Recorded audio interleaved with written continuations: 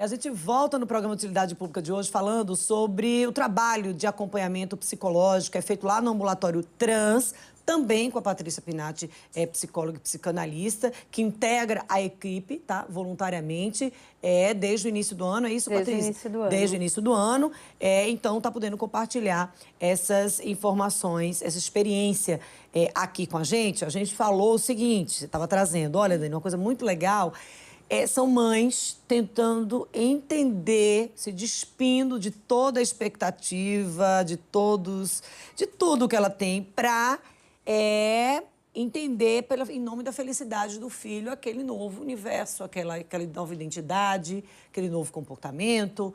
E os pais? A figura masculina, eu tô falando. Sim, a figura masculina geralmente é um pouco mais resistente. Mas nós temos casos de pais ali muito apoiadores.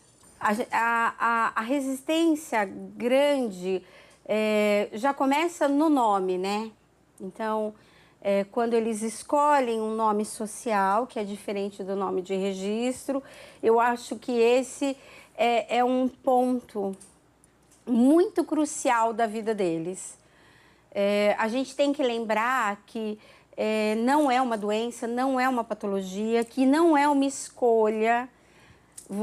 O desejo não se escolhe. Então, são coisas diferentes. Quando a gente começa a entender um pouco esse universo, que eu sei e eu compreendo que dentro da nossa cabeça ainda é muito novo, apesar de sempre existir, a gente começa a perceber que o outro tem o direito de ser aquilo que ele quer, desde que ele se responsabilize pelo que ele é perante a sociedade e pelo outro, né?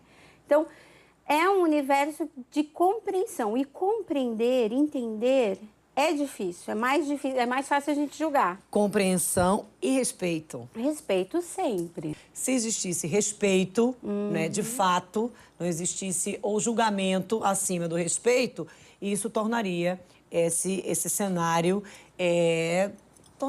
a gente teria uma condução mais tranquila. Seria um pouco mais tranquilo. Desse cenário. Na prática, como é que funciona? Porque a gente está falando, olha, da expectativa que se criou antes daquela criança nascer, independentemente do sexo, daquela expectativa frustrada, a gente está falando assim, porque os relatos vêm a si mesmo, né? Porque você criou uma expectativa de uma forma e transformou-se em outra forma, né? Transformou-se numa expectativa, a expectativa transformou-se numa realidade diferente do que você esperava.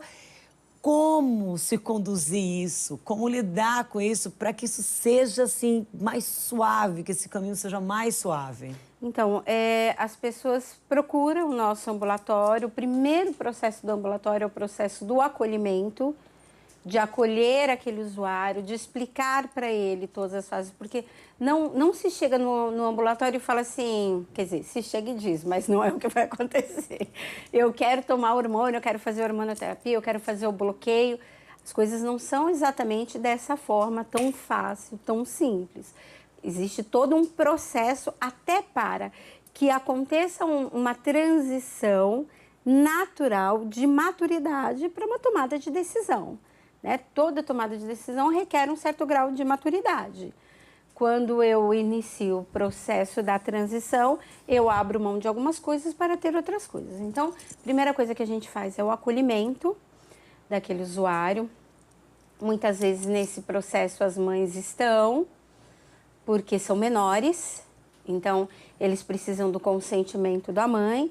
Então tem o acolhimento, depois nós nos encontramos nas terapias em grupo, no processo da conversa que a gente fala, que é uma terapia em grupo, onde é debatido temas que eles trazem, e depois deste processo, os atendimentos individuais. E aí a gente está falando de dois pontos importantíssimos. Terapia em grupo, que aí você percebe que tem outras pessoas passando pelo mesmo processo e aí pode haver uma ajuda mútua, porque você acaba criando uma identidade mesmo com aquelas outras famílias, e o individual, que aí é onde você vai partir para a especificidade que a Patrícia trouxe. Não começa daquilo que você quer, quero fazer hormonioterapia, quero fazer...